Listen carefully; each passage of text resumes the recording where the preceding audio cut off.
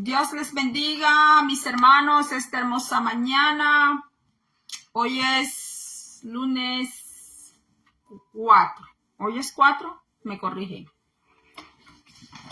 Lunes 4 de marzo del año 2025. Gloria a Dios, estamos aquí iniciando semana. La semana inicia el día domingo.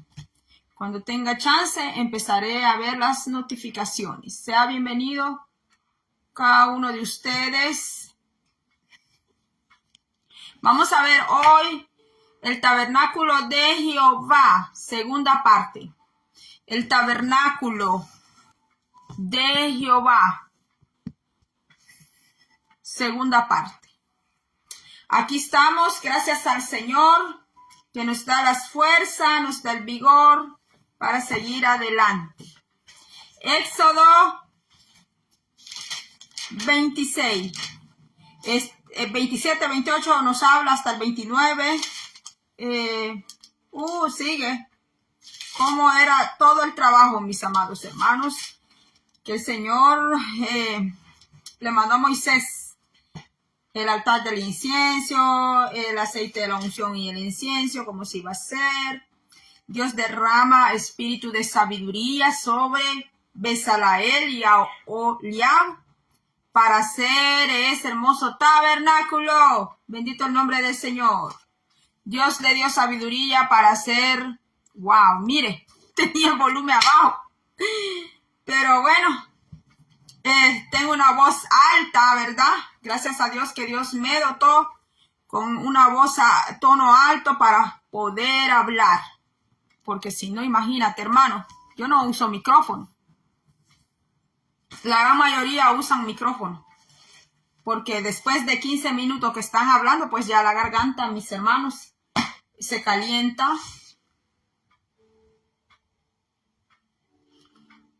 Vamos a entrar. Entonces todo esto del tabernáculo termina hasta con el día de reposo como señal. Ahí cierra. Es que Dios, mis hermanos, tiene todo tan ordenado. Él tiene todo tan cronometrado, mis hermanos. Todo lo tiene tan... Él es un Dios de diseños, mis hermanos. No solo Dios creador. Entonces vamos a ver Éxodo 26. Lo leí la vez pasada, pero ahora voy a leer el 27. Voy a empezar a leer. Porque en el video anterior leí el Éxodo 26. Entonces ahora voy a leer para la gloria del Padre, Hijo, Espíritu Santo. Amén. Voy a leer Éxodo 27. Dice así: el altar de bronce. Harás también un altar de madera de acacia, de 5 codos de longitud y de 5 codos de anchura. Será cuadrado el altar y su altura de 3 codos. Cuadrado, ¿verdad? Esa figura geométrica del cuadro. Vemos que nuestro Señor creó, es matemático, ¿verdad? Es matemático de primera. Dice, y le harás cuernos en sus 4 esquinas. Llevaba unos cuernitos. El cuadrado era así y llevaba unos cuernitos en cada esquina. Y dice que los cubrirás de bronce. Harás también, dice, sus calderos para recoger la ceniza y sus paletas, sus tazones, sus garfios y sus braseros. Harás todos sus utensilios ¿de qué? De bronce. Y le harás un enrejado de bronce de obra de rejilla, y sobre la rejilla harás 4 anillos de bronce a sus 4 esquinas, y la pondrás dentro del cerco del altar abajo, y llegará a la rejilla hasta la mitad del altar. Harás también varas para el altar, varas de madera de acacia, las cuales cubrirás de bronce, y las varas se meterán por los anillos, y estarán aquellas varas a ambos lados del altar cuando sea llevado. Lo harás hueco de tablas, de la manera que te fue mostrado en el monte, así lo harás, tal como se lo había mostrado Jehová a Moisés. Ahora vamos al atrio del tabernáculo. Asimismo harás el atrio del tabernáculo al lado meridional, al sur, tendrá el atrio cortinas de lino torcido de 100 codos de longitud para un lado. Sus 20 columnas y sus 20 basas serán de bronce, los capiteles de las columnas y su moldura de plata.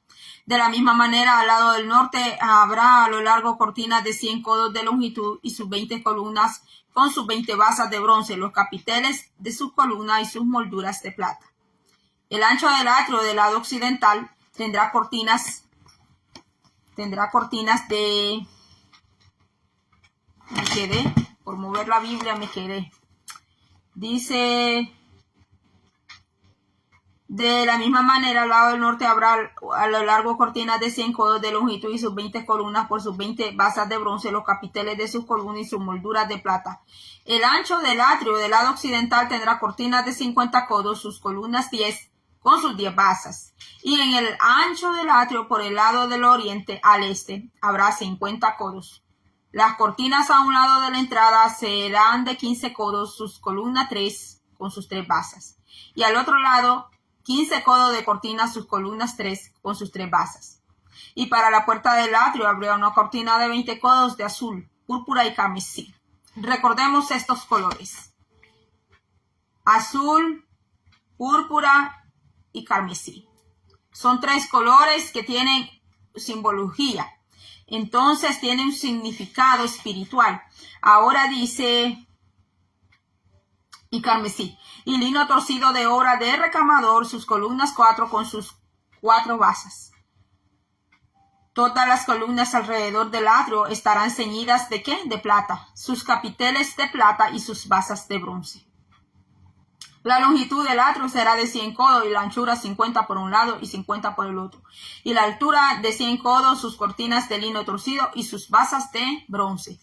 Todos los utensilios del tabernáculo, en todo su servicio y todas sus estacas y todas las estacas del atrio serán de bronce, porque se ajustaban al suelo, se ajustaban esas cortinas, se iban a ajustar con estacas en la tierra, pero esas estacas iban a ser del material de bronce. Ahora dice, el aceite para las lámparas. Y mandarás a los hijos de Israel que te traigan aceite puro de olivas machacadas para el alumbrado, para hacer arder continuamente las lámparas. En el tabernáculo de reunión, afuera del velo, que está delante del testimonio, las pondrán en orden a Aarón y sus hijos para que ardan delante de Jehová desde la tarde hasta la mañana, porque Israel su calendario es lunar, no es como el nuestro es solar, es gregoriano, o sea, nuestro calendario es romano, lo queramos o no. El de ellos es lunar, como el de los árabes, como los musulmanes. Entonces ellos hacen vigilia y empieza desde las 6 en adelante, desde las 6 de la tarde a 6 de la mañana.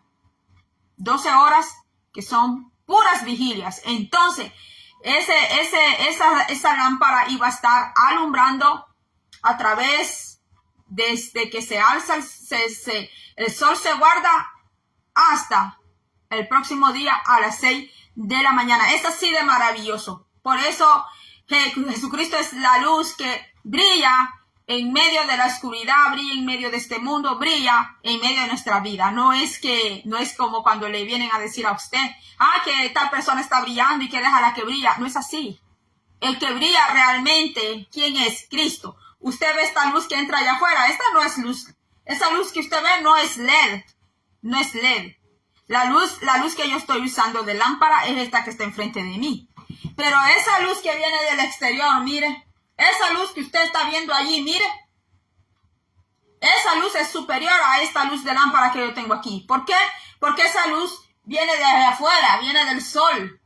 Cristo es nuestro sol. Cristo es la luz que resplandece. Cristo es el que resplandeció un día en nuestras vidas. Y Cristo es el que brilla en la vida de sus hijos, mis hermanos. Cuando uno viene a Cristo, pues se apaga la luz de uno, la luz que uno cree tener, y se enciende la de Cristo, se enciende la de Jesús. Como esa luz que viene de afuera, mire, Esa luz es del sol que está entrando por la ventana, mis amados hermanos. Entonces, miren, aceite para las lámparas. Entonces dice aquí que este aceite era de puras pues olivas, dice, machacadas. No era un aceite pues así como el que nosotros a veces ya venimos a consumir, que ya está adulterado.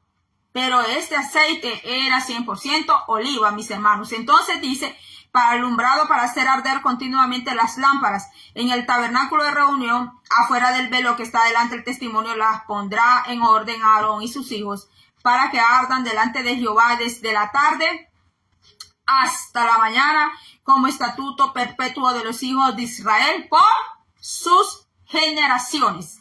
Ahora, pues el 28 nos habla ya de la vestidura de los sacerdotes.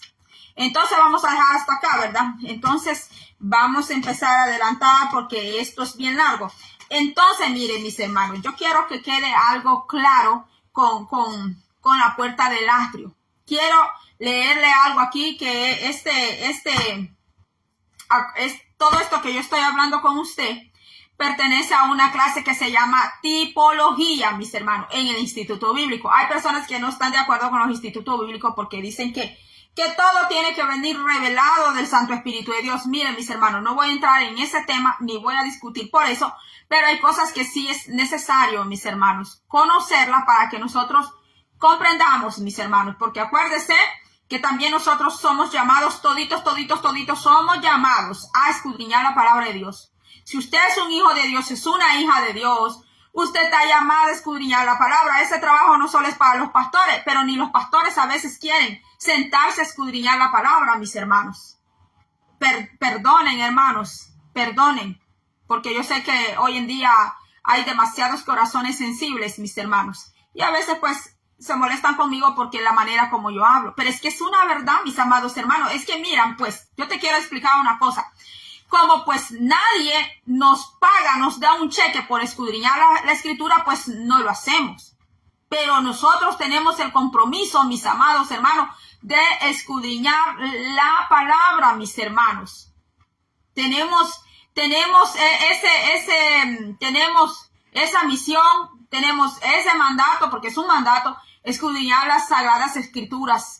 Yo comprendo a las personas que no saben leer, yo las comprendo a las personas que vienen llegando a los pies de Cristo, las comprendo, pero las personas que ya tienen 5, 10, 15, 20 años, mis hermanos, 30 años de estar en la iglesia, mis hermanos, de estarse congregando, mis hermanos, más aquellos que pasan bastante en la iglesia, mis hermanos, es un deber escudriñar la Sagrada Escritura del Señor. Entonces, miren, mis hermanos, yo quiero que quede algo, quiero explicarle bien esto de la puerta del atrio, porque tenemos que comprender bien esto que dice que rodeando el tabernáculo había un patio de 87 pies por 177, que son 26.52 metros, son 26 metros con 52 centímetros por 53 metros 98 centímetros. Con una abertura, con una abertura en el lado oriental llamado la puerta. Miren, ¿dónde estaba la puerta del atrio? ¿Por dónde era que los sacerdotes podían entrar? Esa puerta no estaba al lado sur, no estaba al lado oeste, ni estaba en el lado norte, por donde se entraba al atrio. Esa puerta estaba en el lado oriental. ¿Dónde queda Israel? Al este, al lado oriental. Entonces dice que ahí estaba esta puerta del atrio. Esta puerta era la línea de entrada a la presencia de Dios. Dice que los colores y el diseño correspondían a la entrada del lugar santo y del velo que ocultaba al lugar santísimo. Esa puerta era preciosísima, hermanos, era bellísima. Los colores eran hermosos. Entonces, porque dice aquí, Éxodo 38, 18, 20, dice, la cortina de la entrada del atrio era de obra, de recamador, mis hermanos. Por eso le dije que íbamos a poner atención en los colores de azul, púrpura, carmesí y lino torcido. era de 20 codos de longitud y su anchura, o sea, su altura era de 100 codos, lo mismo que eran las cortinas del atrio. Sus columnas eran 4, con sus 4 basas de bronce. Dígame usted, ¿qué simbolizan esas 4 columnas? Simboliza los 4 evangelios también de Cristo. Mateo, Marco, Lucas y el cuarto, los 3 primeros evangelios sinópticos. Y el cuarto, que es el evangelio para la iglesia, que es el libro de Juan, el evangelio de Juan. Mire qué maravilloso, mis hermanos. Por eso dice que todo esto era sombra, era figura de lo que debía de venir, mis hermanos. Y cuando Cristo vino a la tierra, empezó a tener todo ese cumplimiento. Entonces, dice aquí, con sus 4 basas de bronce y sus capiteles de plata. Y las cubiertas de los capiteles de ella y sus molduras de plata. ¿Dónde está eso? Puede anotarlo. Éxodo 38, 18, 20. Todas las estacas del tabernáculo y del atrio alrededor eran ¿de qué? De bronce. Vaya, ahora nos vamos a ir aquí, mire, para no ser tan largo. Que la cortina era de diferentes colores, los cuales representan totalmente al Verbo encarnado. Al Verbo encarnado. El azul nos habla de Jesús. El color azul nos habla del Verbo encarnado, que es Jesús, quien descendió del cielo. El púrpura, el color púrpura habla de su divinidad. Por eso usted ve que hasta en las películas de Jesús, a Jesús, el que hace el personaje de Jesús lo visten con túnicas, color púrpura o color blanco. Entonces dice aquí, pues él no escatimó al ser igual a Dios como cosa que aferrarse, sino que descendió a este mundo y se hizo hombre. El carmesí, porque derramó su sangre por toda la humanidad, ya que sin derramamiento de sangre no hay remisión de pecado. Y para perdonar los pecados del mundo era necesario que lo hiciera el Dios hombre, pues porque él se humanizó. Así que un hombre que desde su nacimiento hasta la muerte fuera sin pecado. Y él fue tentado en todo, pero sin pecado. Además, debía ser eterno, cubriendo así el pecado de toda la humanidad pasada, presente y futura. Por último, el lino torcido representa la gloria perfecta de la justicia de Dios en Cristo Jesús. Aquí está Juan 14:6. Juan 14:6 dice, Jesús dijo, yo soy el camino y la verdad y la vida. Nadie viene al Padre sino por mí. Así que, lo siento mucho, pero aquí se quedan afuera todos los nombres de santos, mis hermanos, porque aquí solo hay una puerta de entrada. El cielo tiene una puerta y ese es Cristo. El infierno tiene muchas puertas de entrada, pero ninguna de salida. El cielo sí tiene una puerta por la que hay que entrar y es Cristo Jesús. No hay más puertas aquí. No hay más puertas. Para entrar al cielo no hay más puertas para entrar. Más que solo Cristo Jesús de Nazaret. En ningún otro hay salvación, porque no hay otro nombre bajo el cielo dado a los hombres en que podamos ser salvos. Hechos 4:12. Bueno, y Juan 19 ya se lo leí en el video pasado. Y tenemos más. Pero vamos, dice, y para la puerta del atrio habría una cortina de 20 codos de azul, púrpura y carmesí, lino torcido de obra de recamador, sus columnas 4 con sus 4 basas. Los 4 evangelios de Cristo Jesús. Aleluya, gloria a Dios. Entonces, estas 4 columnas representan la oportunidad para todos, pues el número 4 se relaciona con la plenitud de la tierra. Puede anotar todo eso. Todo esto es simbología, es tipología, figura, mis hermanos, de lo que habría de venir. Entonces dice que el número 4 se relaciona con la plenitud de la tierra. Todos tienen oportunidad de entrar al santuario. Mateo 24 dice, Mateo Mateo 24:31. Vamos a ver qué dice. Mateo 24:31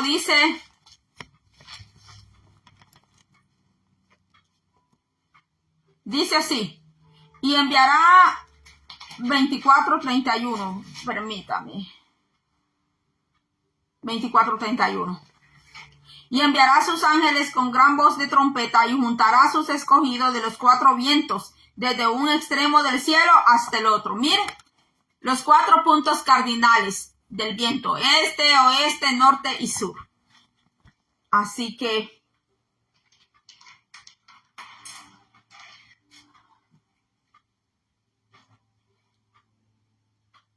dice aquí que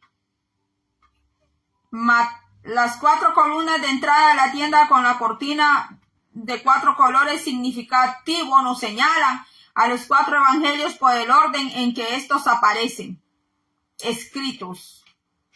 Mateo escribió a los judíos, Marcos escribió a los romanos, pues porque Marcos era romano, no era judío.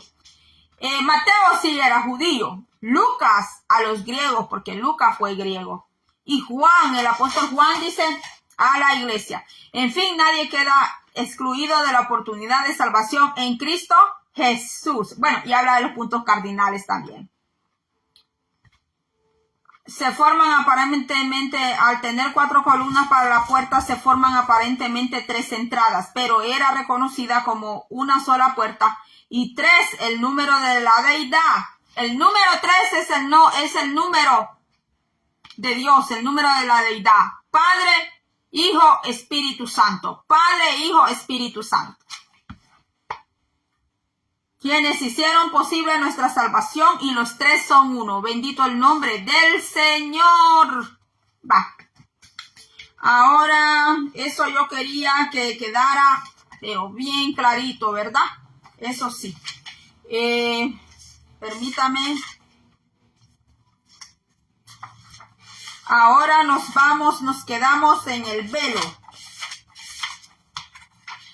Nos quedamos las estacas. Bueno, vamos a ir por orden. El velo, aquí está el velo. Vamos a ver, permítame, antes de cerrar aquí. Dice que el velo era una cortina que dividía las 2 habitaciones sagradas del tabernáculo, el lugar santo y el lugar santísimo. Simbolizan la separación que hay entre Dios y los hombres por el pecado. El velo, mire, el velo era, aquí ve usted el arca, ¿verdad? Perdón, aquí ve el altar de las oraciones. Este era el altar de las oraciones. Entonces, esta cortina que se ve aquí era el velo que separaba del lugar santísimo donde estaba el arca de Jehová. Entonces dice que ese velo significa la separación que hay entre Dios y los hombres por el pecado. El velo es uno de los pocos elementos que observaban en el Nuevo Testamento, pues corresponde a su carne. Cuando Jesucristo murió en la cruz, el velo del templo que había reemplazado el tabernáculo se rasgó en 2 de arriba a abajo. Marcos 15:38, simbolizando nuestro libre acceso a Dios debido a esa muerte. La gente ya no tenía que acercarse a Dios a través de sacerdotes y sacrificios. Y antes, pues, el pueblo todo tenía que subir a adorar una vez al año al templo que había en Jerusalén. Todas las tribus tenían que viajar donde estaban por ese templo. Pero cuando Jesucristo en Nazaret tiene aquella conversación con la samaritana, mis hermanos, él le dice a esa mujer, mis hermanos, que ya no van a tener que subir más al monte para adorar. Porque ahora le adoraremos, dice, en espíritu y en verdad. Imagínense que si en estos tiempos usted y yo tuviéramos que ir allá a Israel, a ese templo, una vez al año, todos los años, ir a adorar allá. Ahora ya no, mis hermanos. Ya no, porque donde usted se postra, donde usted empieza a adorar al Señor, Donde usted empieza a levantar sus manos, las levanta en señal de victoria, en señal de autoridad, que usted es un hijo, una hija de Dios, mis hermanos. Y empieza a adorar a Dios, invoca su nombre, usted ora, usted adora, usted reprende los demonios. Ahí está Dios con usted, mis hermanos, ahí está el Señor. No era así cuando vino Cristo y antes de Cristo. Tenían que ir hasta allá al templo, mis hermanos, a adorar al Señor. Pero cuando Cristo vino, Él murió y resucitó. Ese velo, mire, se partió. Usted puede leer, dice 15, Marcos 15:38, que antes solo el sumo sacerdote podía entrar ahí. Y ese sumo sacerdote tenía que andar bien con Dios, porque si no, ahí va a caer postrado ahí adentro, mis hermanos, ante esa arca. Hoy en día la gente juega mucho con la santidad de Dios. Hoy en día la gente dentro de las iglesias, no estoy hablando de las almas que no han venido a Cristo, sino adentro de las congregaciones, adentro de las iglesias, la gente juega con el Señor, mis hermanos. Vamos a ver qué dice 15, dice Marcos, permítame.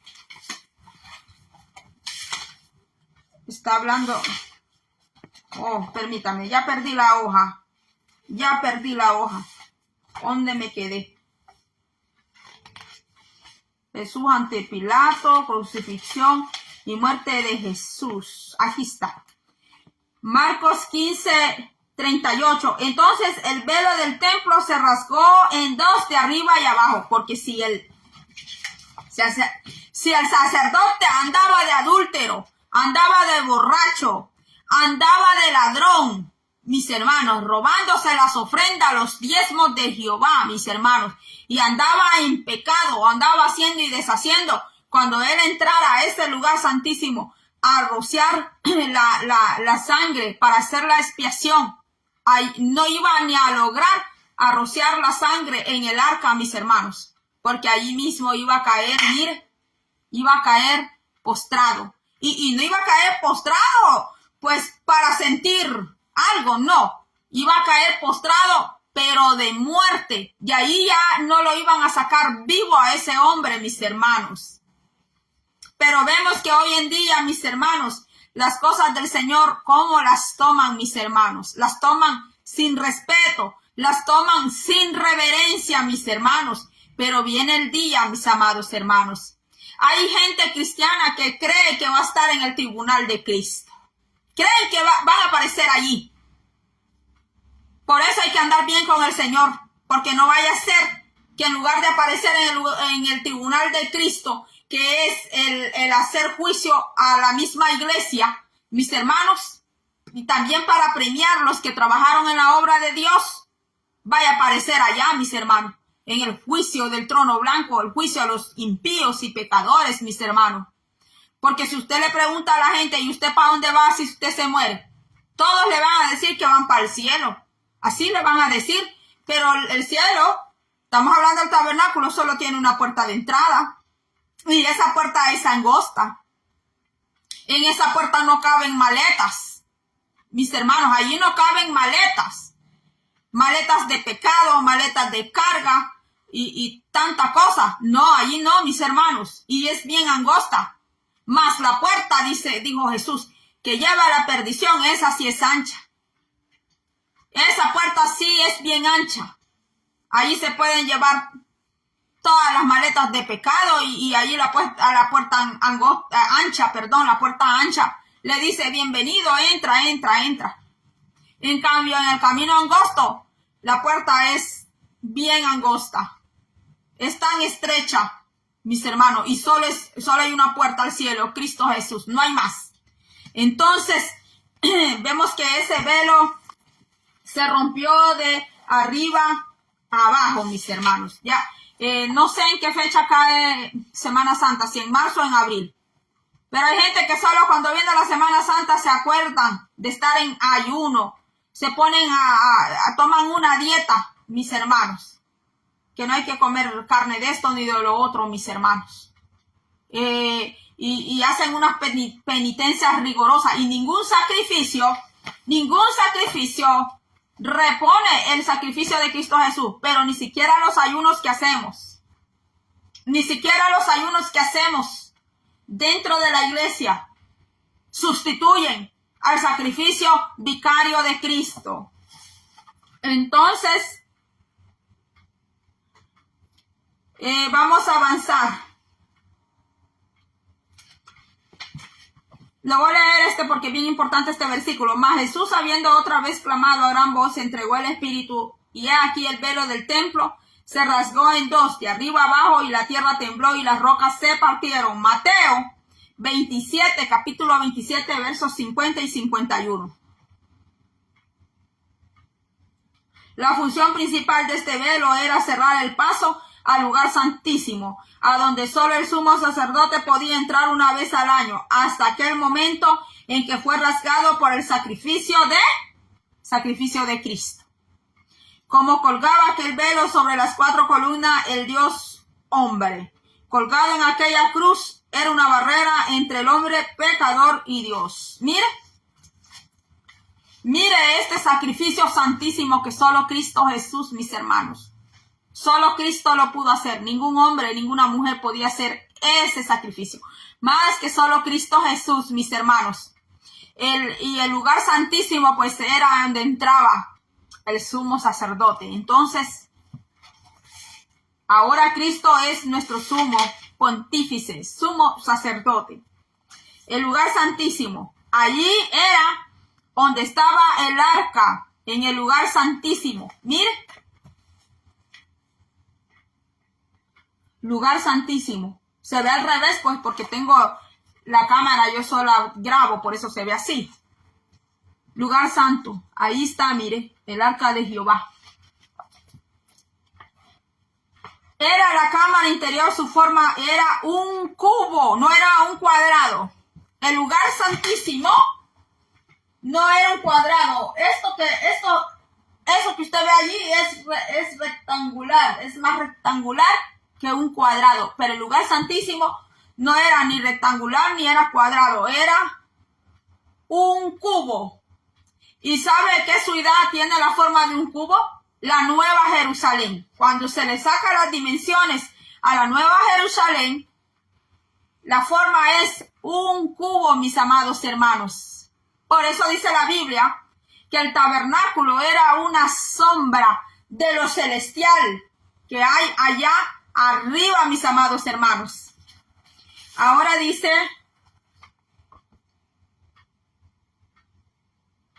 su forma era un cubo perfecto, estaba separada del santuario externo por una hermosa cortina llamada velo, el cual contenía el trabajo más delicado de toda la estructura, pues estaba forrado ¿de qué? De oro. Esa cortina estaba forrada de oro, mis hermanos, y adornado con bordados primorosos. Esta cámara era el punto principal de interés del tabernáculo. Era la cámara de la presencia de Dios. La visitaba una vez al año el sumo sacerdote el día de la expiación. Este llevaba los nombres del pueblo en su pectoral y sus hombros, haciendo reconciliación por sus pecados. Esto representaba la más alta y profunda comunión del alma con Dios. Esta cámara interior es el lugar secreto del Altísimo, donde podemos entrar ahora por medio de la sangre de Jesús.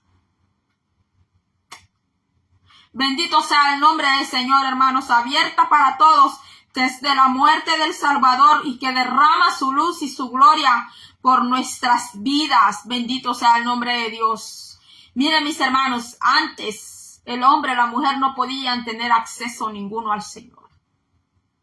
Solo lo lograba hacer Aarón, el sumo sacerdote, y esto porque Dios lo eligió, mis hermanos. Ese lugar era muy delicado. Allí no podía entrar cualquier persona, mis hermanos. Allí no podía entrar un hombre, mis hermanos, que estuviera de sacerdote y estuviera con su mujer teniendo relaciones sexuales antinaturales, mis hermanos. Y si estaba así y estaba ejerciendo un sacerdocio, allá iba a caer postrado, muertecito, mis hermanos. muertecito iba a caer, porque el sumo sacerdote tenía un tremendo compromiso, mis hermanos, con Dios. Dice, el arca del pacto y el propiciatorio. Mire, el arca del pacto es esa caja de 3,5 metros que usted ve, que usted, pues, cuando así era el sarcófago, la caja del arca, pero esa tapa que usted le ve arriba con los querubines, ese es el propiciatorio. Ese simboliza el trono de Jehová. Cuando usted ve en Ezequiel el carro de Yahweh, mis hermanos, y las ruedas, y una rueda dentro de otra rueda, que donde estaban los querubines, mis hermanos, ahí explica, ¿verdad?, cómo era aquello que donde estaba montado el trono de Jehová, y abajo pues estaban esas esferas y los querubines allí, las ruedas llenas de ojos y todo. Dibuja aún, si usted le pone muchísima atención a lo que Ezequiel está hablando, dibuja al propiciatorio, y encima allí está el trono de Jehová, que lo describe bien claramente el profeta Ezequiel. Entonces, aquí dice que el arca era el único mueble que se encontraba en el lugar santísimo. Este medía 2 codos y medio de longitud y de 1 codo y medio de anchura, y de otro tanto de altura. Se guardaban en su interior las 2 tablas de la ley, y durante un tiempo una urna con maná guardado del desierto, y la vara de Aarón que había florecido, símbolo de la autoridad divina del sacerdocio. El arca tenía también varas para ser transportada y unos anillos para las varas. Encima de ella estaba el propiciatorio de oro macizo, con las salpicaduras de la sangre que el sumo sacerdote una vez al año traía dentro del lugar santísimo. Y encima de este propiciatorio estaban las figuras aladas de 2 querubines, mirándose uno a otro con las alas extendidas, donde brillaba constantemente la presencia de Dios, llamada Shekinah. Bendito sea el nombre del Señor. Y que parece haberse extendido en forma de nube que guiaba y protegía al pueblo en su viaje por el desierto. El arca del pacto ocupaba el primer lugar en las instrucciones divinas dadas a Moisés. También era importante su posición dentro del tabernáculo. Encerrada dentro del velo en el lugar santísimo, constituía la base del trono de Jehová. ¿Va? Era el propiciatorio, la tabla que está encima de la caja, simboliza al trono de Jehová. Entonces dice la base del trono de Jehová. Su propio nombre simboliza el alma. Mire, simboliza el alma y su importancia. Un arca, como su nombre lo indica, está destinada a guardar intacto lo que se conserva dentro de ella, porque pues allí estuvo la vara que floreció de Aarón y no se pudrió. Y allí estuvo la urna por un tiempo, dice, con el maná, y no se pudrió. ¿Por qué no se pudrió? Porque sobre esa urna, sobre esa caja, sobre esa base del propiciatorio, allí descendía la Shekinah de Jehová. Por eso lo que estaba dentro no se pudría, no se arruinaba. Ese es el poder de la unción de Dios, mis hermanos. Entonces dice aquí, un arca fue el instrumento, permítame, me estoy saltando. Un arca, como su nombre lo indica, está destinada a guardar intacto lo que se conserva dentro de ella.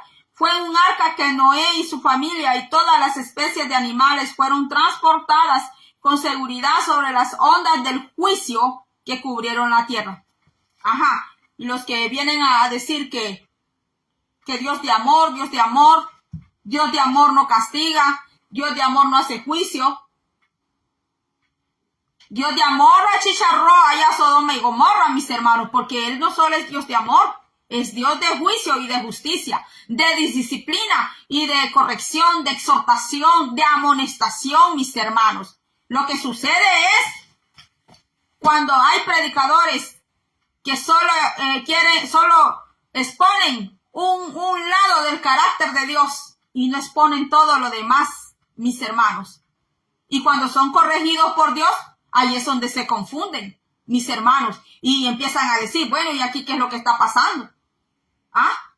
Mis hermanos, porque el Dios de amor descendió de allá arriba, mis hermanos, a comer con Abraham. Y luego, pues, dijo él, bueno, Abraham es mi siervo y de él saldrán muchas generaciones. ¿Cómo no le voy a revelar a Abraham a lo que voy a hacer a Sodoma y Gomorra? Y habla con Abraham, mis hermanos. Ese mismo Dios de amor, mis hermanos, mandó a aquellos ángeles a ejecutar un tremendo juicio, mis hermanos, a Sodoma y Gomorra, mis hermanos. Entonces fue ese mismo Dios de amor que envió ese tremendo diluvio, una catástrofe, mis hermanos, con agua. Hizo un juicio con agua. Ahora dice aquí, un arca fue el instrumento utilizado para salvar a Moisés de la muerte. Por consiguiente, cuando leemos acerca del arca del pacto, porque este es el nombre, el arca del pacto, el arca del convenio, entonces dice aquí, somos llevados a creer que estaba destinada por Dios para guardar intacto su pacto en medio de un pueblo inclinado al error, porque el pueblo, pues mis hermanos, ese pueblo venía saliendo de Egipto, traía un montón de mañas, traía un montón de malos patrones. Ellos no sabían cómo era adorar a Dios, cómo buscar al Señor, cómo dejar la idolatría. Ellos no sabían, mis hermanos, sus comportamientos traían todo el comportamiento de Egipto. Y cuando usted busca a investigar Egipto, mis hermanos, las aberraciones sexuales que practicaban los egipcios, mis hermanos, la idolatría que tenía Egipto, la brujería, hasta la masonería, muchas cosas de la masonería vienen de allá, de Egipto, el ojo de Horus, mis hermanos, y todo eso. ¿Sabía usted que dentro de los masones hay una línea que las mujeres allí les llaman las hijas del Nilo? Las hijas del Nilo. Sí, mis hermanos, es una asociación allí dentro de ellos que así se llaman, las hijas del Nilo. Y muchas creencias de allá ellos tienen, de Egipto. El tarot, ¿de dónde sale? De Egipto, mis hermanos. El famoso tarot viene de allá, de Egipto. Todo eso, mis hermanos. Y Israel vivió allí, mis hermanos. Y pues ellos no sabían cómo era adorar a Dios, cómo acercarse a Dios. Y ahí es donde Dios, en el monte Sinaí, mis hermanos, les da los mandamientos, levanta el tabernáculo, les enseña a ellos a adorar, les enseña, mis hermanos. Y bueno, muchísimos de ellos murieron. Sí, murieron. Muchos de ellos no entraron a la tierra prometida. Solo entraron 2. Pero ni siquiera, ni Aarón entró a la tierra prometida, ni Moisés entró a la tierra prometida, ni Miriam, la hermana de Moisés, tampoco entró a la tierra prometida. Y de toda aquella generación, mis hermanos, que salió de Israel, solo entraron 2. Josué y Caleb. Fueron los únicos que entraron a aquella generación. Los demás murieron ya de los años. Y otros murieron pues porque fueron incrédulos, lo dice la Biblia, mis amados hermanos. Y solo 2 entraron. Y en el camino del evangelio es así, mis hermanos. Mucha gente hace las maletas que van con Cristo, que van con Dios. Pero es que la verdad solo Dios la conoce, mis hermanos.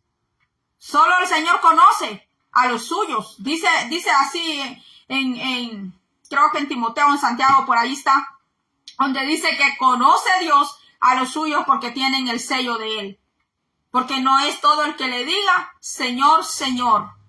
Porque hasta el diablo le dice Señor, mis hermanos. Y no es salvo. Entonces sigamos, mis hermanos. Sigamos para avanzar.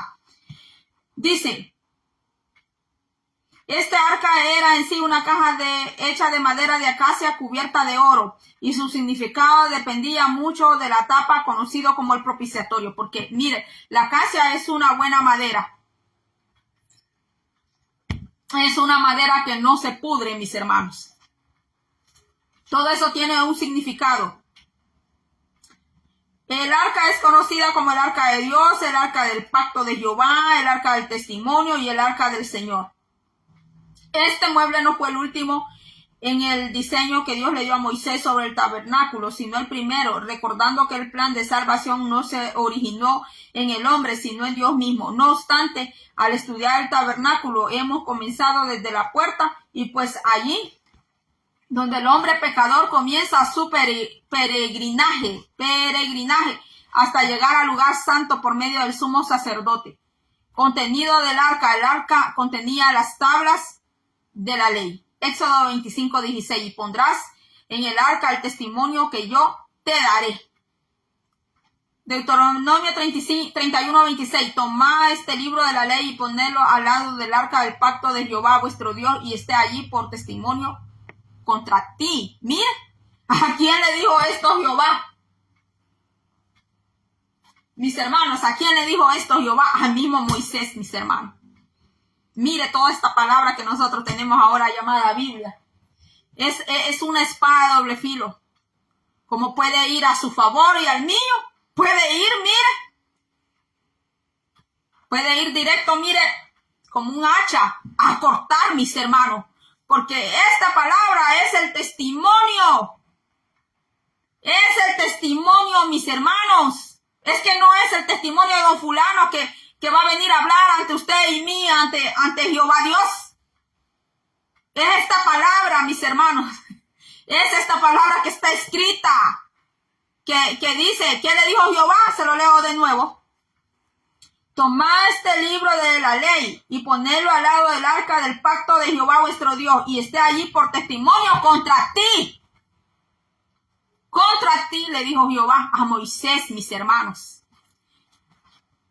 Deuteronomio 31:26. Puesto que las tablas de la ley representan la voluntad de Dios hacia el pueblo de Israel, estas simbolizaban a Jesús, quien tenía la voluntad de Dios en su corazón. La vara de Aarón reverdecida nos habla de la resurrección de Cristo y asimismo del ministerio aprobado que produce flores y frutos. El ministerio aprobado por Dios produce flores y fruto. Y estas pruebas no es porque don fulano o la doña fulana está hablando de la otra persona y está diciendo, miren los frutos. No. Esto lo tiene que ver Jehová. Los frutos de un ministerio y las flores reverdecidas de un ministerio es Jehová las que las tiene que avalar. Es Dios. Dice, mire, de Cristo y asimismo el ministerio aprobado que produce flores y fruto. Y Moisés puso las varas delante de Jehová en el tabernáculo del testimonio y aconteció que el día siguiente vino Moisés al tabernáculo del testimonio y he aquí que la vara de Aarón de la casa de Leví había reverdecido y echado flores y arrojado renuevo y producido almendras. Número 17:7-8. Miren, almendras. La vara de Aarón no echó cucarachas, escorpiones, mis hermanos. Miren, mis hermanos, ¿qué salió de ahí? Flores. ¿Y qué? Almendras.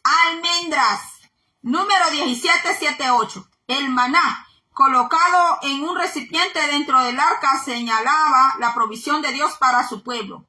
Y dijo Moisés a Aarón, toma una vasija y pon en ella un gomer de maná. Y gomer es una medida judía. Y ponlo delante de Jehová para que sea guardado para vuestros descendientes. Y Aarón lo puso delante del testimonio para guardarlo como Jehová lo mandó a Moisés. Éxodo 16:33-34. El cual tenía un incensario de oro y el arca del pacto cubierta de oro por todas partes, en la que estaba una urna de oro que contenía el maná. Era un recipiente de oro donde estaba el maná. La vara de Aarón que reverdeció y las tablas del pacto. ¿Dónde está? Usted lo va a encontrar en Hebreos 9:4. Hebreos capítulo 9, verso 4. El arca cubierta de oro por dentro y por fuera nos habla de la vida impecable, humilde y obediente de Jesús. Era la divinidad que cubría la humanidad para que todos sean uno, como tú, oh Padre, en mí y yo en ti, que también ellos sean uno en nosotros, para que el mundo crea que tú me enviaste. Juan, capítulo 17, verso 21. Cristo como el testimonio de Dios, mas yo tengo mayor testimonio que el de Juan, porque las obras que el Padre me dio para que cumpliese las mismas obras que yo hago, dan testimonio de mí, que el Padre me ha enviado. También el Padre que me envió ha dado testimonio de mí. ¿Nunca habéis oído su voz, ni habéis visto su aspecto? Juan, capítulo 5, 36, 37. Porque he descendido del cielo no para hacer mi voluntad, sino la voluntad del que me envió. Juan, capítulo 6, verso 38. Le dijo entonces Pilato, ¿luego eres tú rey? Respondió Jesús, tú dices que yo soy rey. Yo para esto he nacido y para esto he venido al mundo, para dar testimonio a la verdad. Todo aquel que es de la verdad oye mi voz. Juan, capítulo 18, verso 37. Wow, hermano, esto está, pero... Wow, hermano. Este mueble tenía 4 anillos con varas del mismo material del arca, pero este mueble hay una especificación que no se da para ningún otro. Y era que las varas debían permanecer en los anillos del mismo y enfatiza, no se quitaran de ella.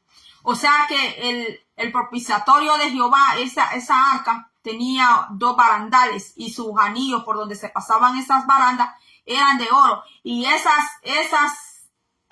barandas, mis hermanos, no sé,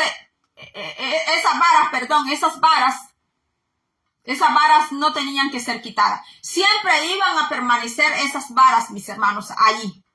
Que era cuando los levitas, mis hermanos, sacaban, cuando ellos iban a mover esa arca, había unos levitas especiales que eran los que iban a envolver esa arca en una tela azul, del material azul, mis hermanos, y envolvían esa arca, esos levitas, y se las montaban a otros levitas en sus hombros.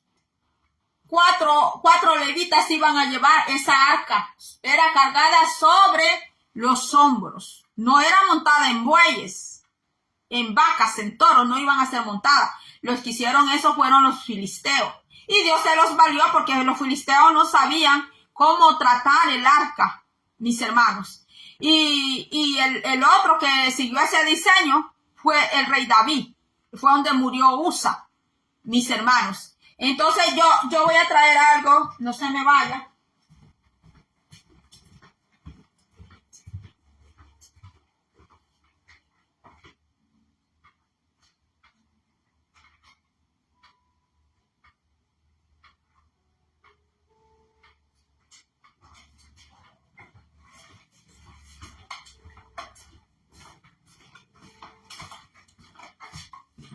Era algo así.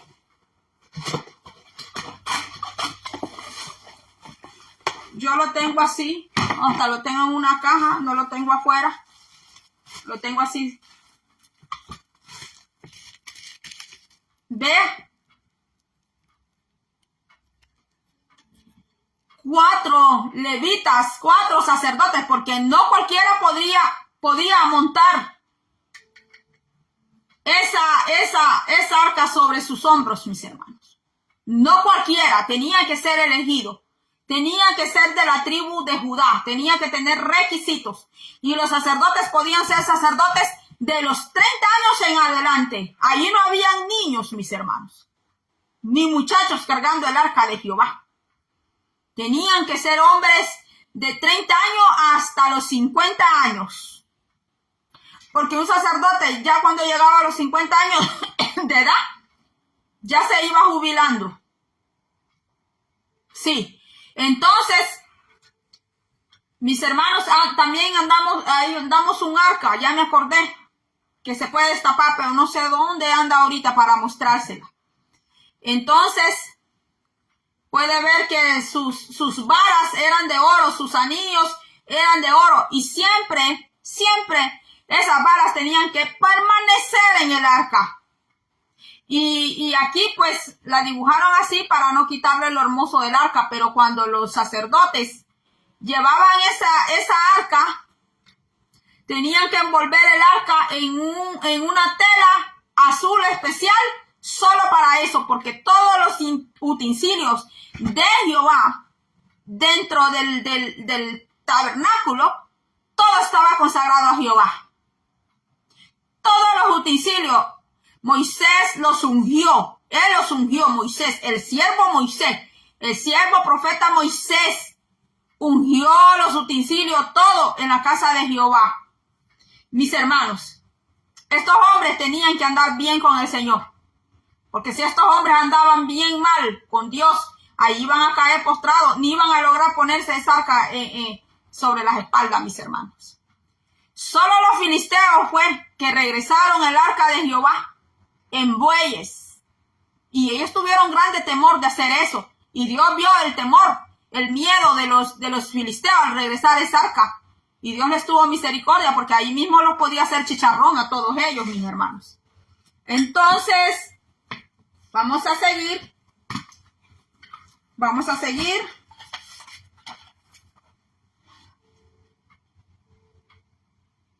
Le quiero decir algo del arca antes que se me olvide.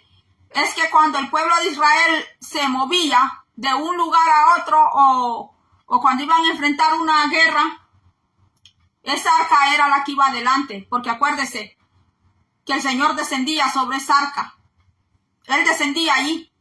Y por eso allá en Isaías dice, yo voy adelante de ti y soy tu retaguardia, porque así hacía el Señor con Israel. Había una distancia entre el arca y el pueblo. Mire Dios cómo es de cuidadoso. Había una distancia porque el Señor iba limpiando todo ese camino de demonios, porque la gente de esas tierras alrededor de donde Israel iba caminando eran adoradores de demonios, mis hermanos. Eran adoradores de demonios. Muchos de ellos eran agoreros, hechiceros, sortílegos, mis hermanos. ¿Y quién era el que tenía que salir a enfrentar primero todo eso antes que su pueblo? Pues era Jehová, mis hermanos. Entonces, vamos a ver, dice, el arca debía ser la compañera inseparable del pueblo de Israel en el desierto, y las varas y los anillos eran la representación de su carácter peregrino. En los momentos de guerra era este mueble el que dirigía la marcha contra el enemigo, porque hacia donde se movía el arca, allí tenía que ir, mis hermanos, el pueblo. Por eso nosotros no nos podemos anticipar a los planes de Dios. Entonces dice, nos muestra que no tenía un lugar permanente en el desierto, que estaba en tránsito hasta llegar a su lugar de permanencia en la tierra prometida. Jesús dijo que su reino no era de este mundo. Por eso los hijos de Dios no tienen que andar buscando la gloria del mundo, porque nosotros vivimos en este mundo, pero no pertenecemos a este mundo, mis hermanos. Cristo no buscó la gloria de este mundo, aunque Satanás se lo ofreció. Satanás en Mateo 4:10, lea Mateo 4, la tentación de Jesús, y Satanás le tira un bombazo y después le tira otro y así, ¿verdad? Hasta que Jesús, ¿verdad? Jesús le dice al Señor tu Dios, solo el Señor tu Dios le dijo, adorarás, le dijo, y al solo servirás. Porque Satanás, mis hermanos, le ofreció tentación de Jesús, ¿ve?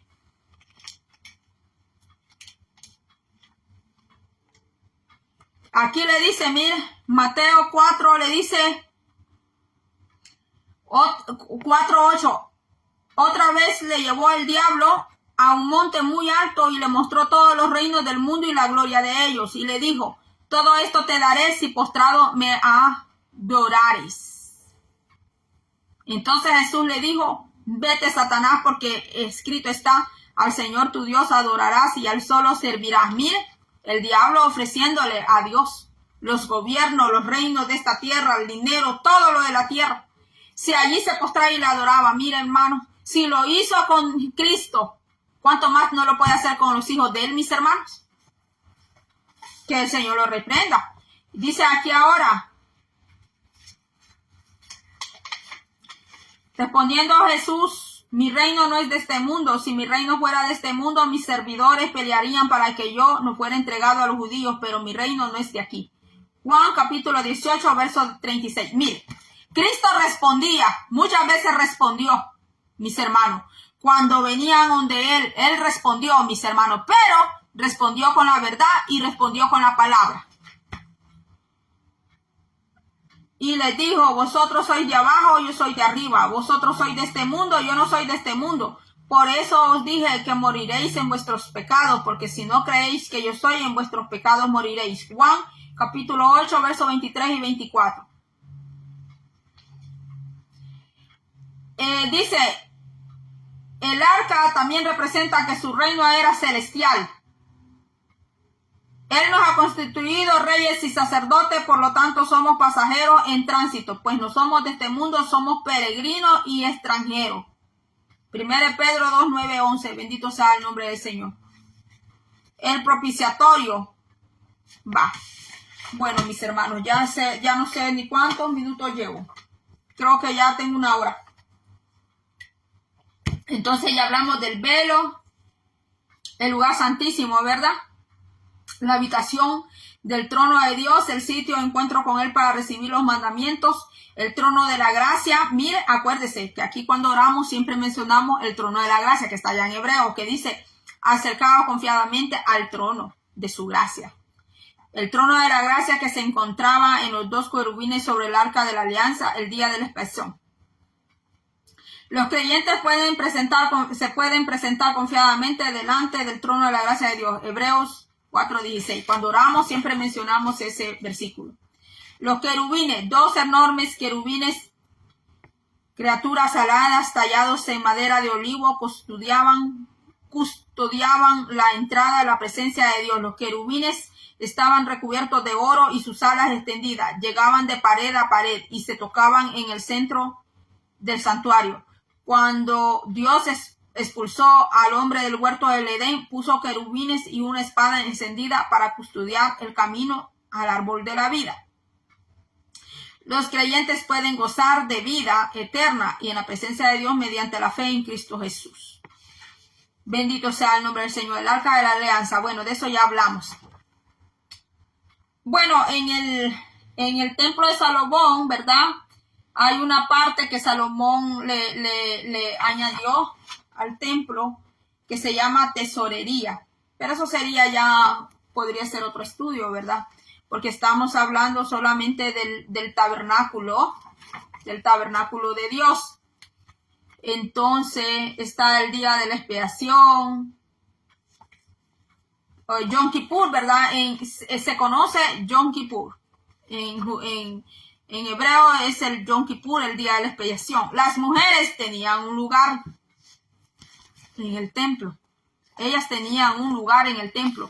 Y el lugar que tenían las mujeres en el templo eran las adoradoras. Las adoradoras eran las que oraban, mis hermanos. Oraban a la puerta. Permítame, hermano, no se me vaya.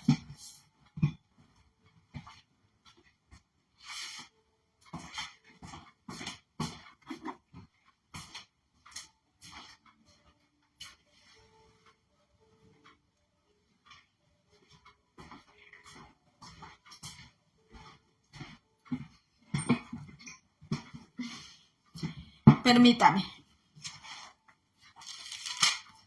Va, mire. Tabernáculo. Vamos a buscar aquí, mire. Las mujeres tenían un lugar en el tabernáculo. Vamos a leerlo. Aquí dice.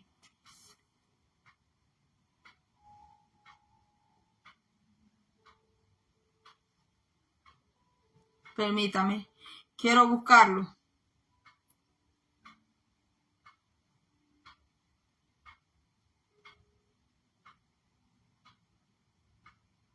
Aquí está. Primera de Samuel 2:22.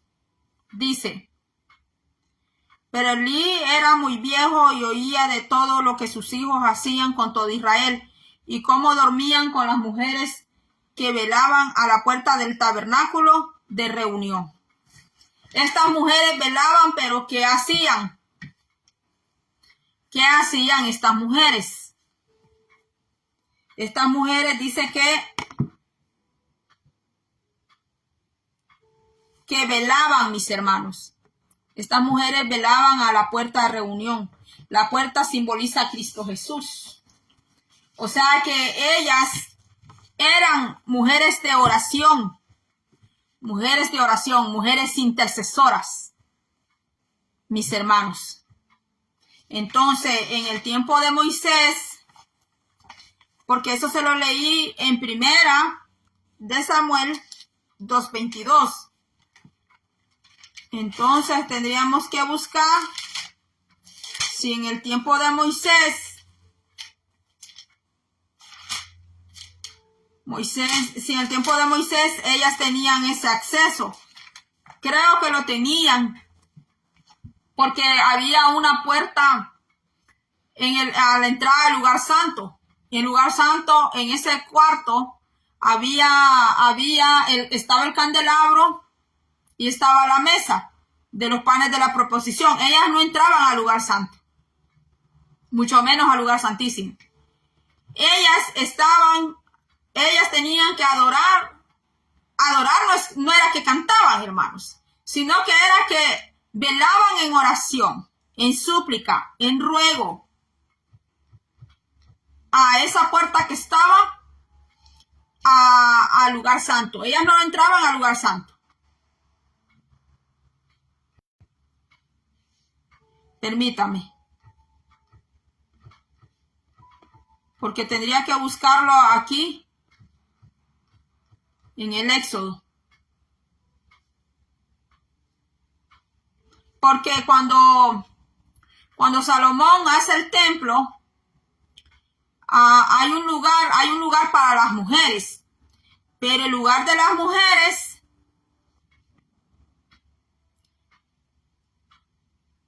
miren, hermanos, el lugar de las mujeres no era el lugar donde oraban los hombres. El lugar donde oraban los hombres estaba separado del lugar de las mujeres. Las mujeres dieron sus espejos.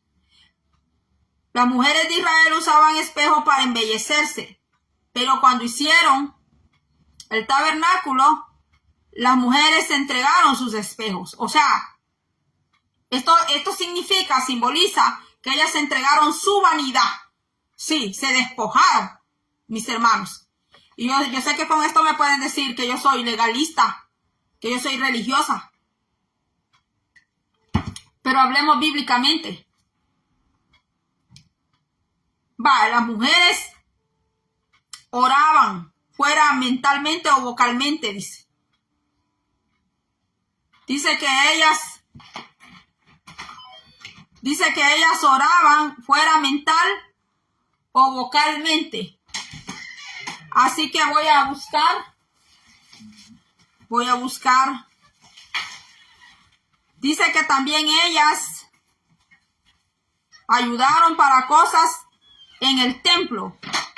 Cuidaban de día y noche, velaban por las cosas, velaban por las noches en virtud y la oración. Cantaban salmos, ellas cantaban salmos, himnos al Señor. Mire, usted sabe lo que es un salmo, un himno, hermanos. En el tabernáculo de Moisés no habían instrumentos. Ahí era a pura capela, como se dice. Era a viva voz que se cantaba. No habían micrófono, no habían nada de instrumento. Así como yo estoy aquí hablando a pura capela, mis hermanos. Así que vamos a ver. Permítame. Ya se lo leí. Bueno, el atrio. Salomón fue el que les hizo a ellas.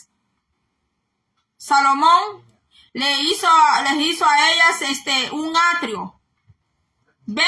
Que cada cosa en su lugar, mis hermanos. Porque Dios es ordenado. Así que bueno, mis hermanos, gracias por haber estado conmigo. Tal vez mañana otro día hable un poquito más sobre la vestidura del sacerdote para que concluyamos. Que Dios le bendiga. Gracias por haber estado conmigo hasta aquí. Nos vemos hasta la próxima. Bendiciones.